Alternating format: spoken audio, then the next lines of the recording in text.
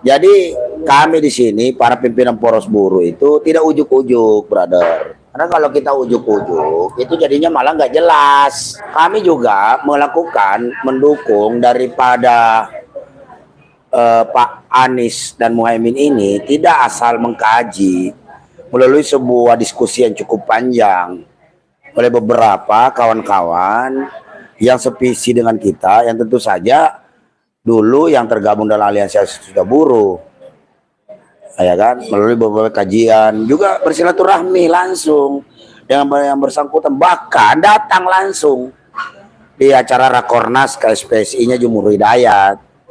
Dan bukti komitmen dan konsistennya Pak Anies ini menjadikan salah satu ketua umum Serikat Pekerja Serikat Buruh, dalam hal ini Bung Jumur Hidayat, itu ketua umum DPP KSPSI, Konfederasi Serikat Pekerja Seluruh Indonesia, yang membawahi 16 SPA, ya kan, itu menempatkan beliau sebagai co-captain timnas, ya kan. Mana ada, dulu mah nggak ada. Nah hari ini kita lihat pasangan yang lain nggak punya tokoh-tokoh buruh untuk dapat diusung, karena mereka udah tahu bahwa gerakan-gerakan kaum buruh hari ini, ya kan, memang mengikuti apa yang menjadi arahan daripada Bung Jumur Hidayat dan kawan-kawan, dalam hal ini poros buruh, ya kan. Nah, yang pertama kali mendeklarasikan dari mengunjur Ganjar beralih mendukung Anies itu, ini kronologisnya sedikit nih saya sampaikan nih, itu adalah kawan-kawan SPN. Dalam hal ini ketua umumnya Pak D. Joko Heriono, ketua umum DPP SPN, melalui sebuah rapat koordinasi khusus tingkat nasional. Nah, kemudian dilanjutkan oleh SBSI 92. Bu Sunarti dan kawan-kawan mendeklarasikan Anies sebagai capres. Nah, kemudian menyusul KSPSI Jumur Hidayat dalam Rakernas yang diperluas, yang dihadiri oleh kurang lebih sekitar 400-500 perwakilan seluruh Indonesia. Kemudian dilanjutkan lagi dalam Mukernas DPP PPMI, dalam ini yang saya pimpin, itu mendukung pasangan Anies Muhaimin untuk di dalam capres yang akan datang, belum dapat nomor urut. Kemudian dilanjutkan lagi oleh kawan-kawan Konfederasi Serikat Pekerja Nasional, Bung Karel Sahitapi, kemudian Bung Andi Baso dan Pak Bambang Wirayoso sebagai pembina, itu ada di situ mendeklarasikan mendukung pasangan Anies Muhaimin. Jadi tidak ujuk-ujuk kami melakukan melalui kajian, dan bukti konkretnya adalah salah satu visi misi daripada Anies pasangan nomor 1 ini dengan memasukkan program jaminan sosial semesta sepanjang hayat yang digagas dan di idenya adalah dari ketua umum SPN Serikat Pekerja Nasional, dan ini Pak Joko Heriono, yang diamini oleh seluruh pimpinan yang ada di Aliansi Serikat Buruh. Itu konkretnya. Dan kemudian di situ kalau Anda baca, itu mencoba memperbaiki undang-undang, ya kan, yang tidak sesuai dengan konstitusi, yang diprotes banyak masyarakat. Itu ada salah satunya undang-undang Omnibus Law yang dimaksud di situ, karena kan undang-undang yang bermasalah dari Jokowi ini kan banyak. Undang-undang Omnibus Law Cipta Kerja, undang-undang Omnibus Law Kesehatan, undang-undang Omnibus Law Perpajakan, undang-undang KPK, undang-undang mana lagi, banyak itu undang-undang yang nggak beres dibikin oleh Jokowi, dibuat secara ugal-ugalan. Nah itu yang akan diperbaiki oleh Pak Anies, makanya tagline-nya adalah perubahan. Apa coba namanya yang pas jika ingin melakukan sebuah apalagi ini perbaikan, kalau bukan berubah dari yang buruk menjadi baik, yang jadi baik menjadi lebih baik lagi, dan lebih baik menjadi lebih spektakuler lagi, tentu saja dengan asas-asas keadilan, ya kan, kesetaraan, demi mewujudkan adil, makmur, sejahtera bagi seluruh Indonesia sesuai dengan amanah konstitusi, gitu loh. Jadi kalau ada pimpinan partai politik yang menyampaikan bahwa tidak ada satupun capres atau cawapres yang mau menggagas kepentingan kaum buruh, itu keliru besar, sesat menyesatkan itu, brother, ya kan? Ya kan? Poros buruh sudah mengusung, dan itu semua banyak kita bisa lihat di lapangan. Saya ini ikutan keliling. Masalah saya lihat dari Banten, dari Jakarta, Jawa Barat, Jawa Tengah, Jawa Timur, Makassar, Kalimantan Timur, Sumatera, Ada di Sumatera Utara, Jambi, Riau, Bangka Belitung. Semua memiliki aspirasi yang sama, yaitu mendesak agar Capres nomor 1 itu untuk segera merevisi dan mencabut Undang-Undang Omnibus Law. Dan itu sudah disampaikan. Dan itu sudah diamini. Ya kan, tinggal bagaimana caranya kita mendukung sama-sama agar Pak Anies Baswedan dan Muhaimin Iskandar itu menang dalam pemilihan presiden nanti tanggal 14 Februari. Jadi gunakan emosi Anda, gunakan sakit hati Anda, gunakan kekecewaan Anda, gunakan rasa frustasi Anda terhadap rejim Jokowi ini pada tanggal 14 Februari masuk ke TPS coblos nomor 1 pasangan Amin Anies Muhaimin itu. Jadi kawan-kawan yang ada dimanapun berada, kaum buruh Indonesia baik dalam dan luar negeri, tidak usah terframing, ya kan? Itu statement-statement yang hanya dilakukan oleh para elit saja itu tidak berdasarkan opini atau pendapat dari grassroots sama sekali, karena faktanya di lapangan caleg-calegnya saja banyak yang pasang foto Amin di beberapa daerah. Karena kenapa? Ngerti bahwa kalau dia tidak pasang Amin, dia tidak akan dipilih oleh kaum buruh.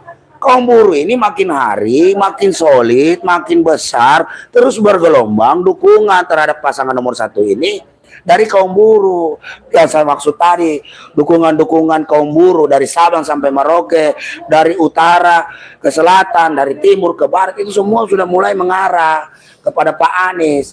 Apalagi pasca debat kemarin, bagaimana Pak Anies Baswedan begitu meyakinkan, begitu percaya diri, begitu cerdas, begitu smart menyampaikan gagasannya di hadapan jutaan rakyat Indonesia, sampai ya kan paslon nomor 2 emosi, sampai paslon nomor 2 cawapresnya itu jadi pemandu sorak, ya kan? Dia kelihatan di situ mana capres-capres yang main aman, mana yang tidak layak untuk dipilih, kelihatan dari gesturnya. Itulah ya.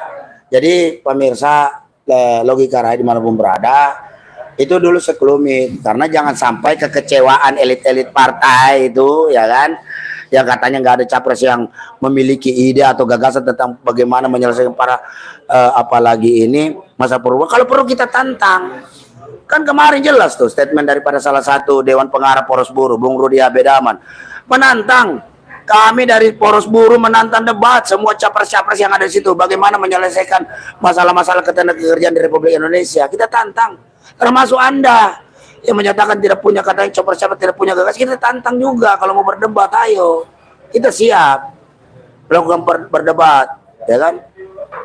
Kalau yang sudah dijalani udah terukur kok, udah jelas yang kita sampaikan.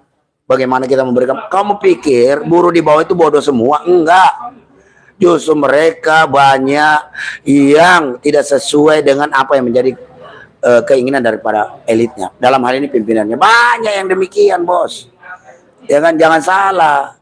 Nah, maka dari itu dalam kesempatan ini saya menghimbau, ya kan, gak usah lah, berhentilah main framing-framing. Kita udah tahu, lu kemana, dagang kemana-mana udah gak laku, ya kan?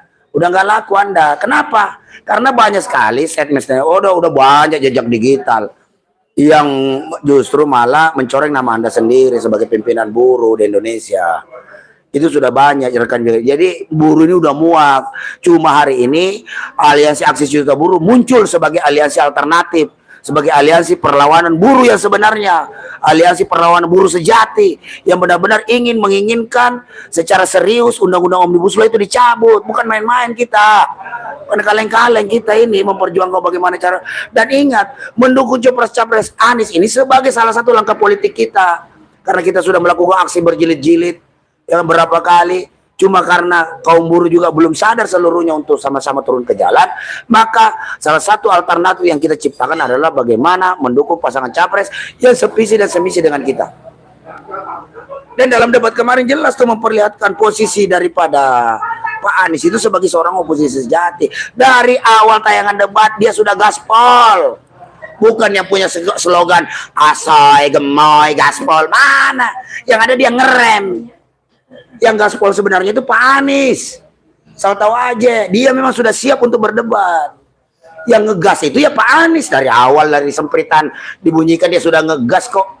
bagaimana apa yang disampaikan, bagaimana dia mengungkapkan kejadian-kejadian terdahulu, bagaimana dia menjawab tentang IKN, bagaimana dia menjawab tentang pelanggaran HAM, bagaimana dia melakukan menjawab bagaimana kinerja kepolisian yang tidak becus menyelesaikan beberapa kasus. Kelihatan di situ bahwa memang Pak Anies benar-benar akan melakukan sebuah perubahan yang fundamental di Republik jika dia terpilih sebagai presiden, gitu loh. Jadi sudahlah teman-teman kita, sadarlah ya kan, akuilah ya kan, lebih bagus tobat nasuha, bertobat gitu kan. Ayo kita sama-sama menangkan Pak Anies dan Pak Mohaimin sebagai capres dan cawapres. Karena kalau Anda bermanuver terus, makin kesini Anda makin tidak laku. Jujur aja, ya kan, selalu mau ambil disenten berbeda, tetapi disenten berbedanya itu justru malah melemahkan lembaga Anda, organisasi Anda sendiri, bukan malah menguatkan. Dan itu kita sayangkan. Dan saya sebagai kita sesama aktivis buruh juga berharap Anda mampu menggunakan otak sehat Anda, akal sehat Anda, woi, pakai otak dalam mengambil statement-statement politik, dalam mengambil langkah-langkah politik. Jadi tidak gerasa gerusuk, belum apa-apa mengeliminasi aja, tapi pertimbangannya mau cari muka aja sama Jokowi. Kita tahu kok apa yang Anda lakukan. Sudahlah, itu cuma apalagi ini lagu lama, ya kan. Dan kita juga berharap kepada seluruh kaum buruh Indonesia, jika sevisi dengan poros buruh, udah nggak usah dengerin elit-elitnya. Udah, elit mah hanya segelintir orang, yang banyak itu adalah anggota. Jadi anggotalah yang memiliki hak untuk masuk ke dalam TPS. Dan di dalam TPS hanya Anda dan TPS serta Allah Subhanahu wa Ta'ala yang tahu. Gunakan hak pilih Anda dengan benar.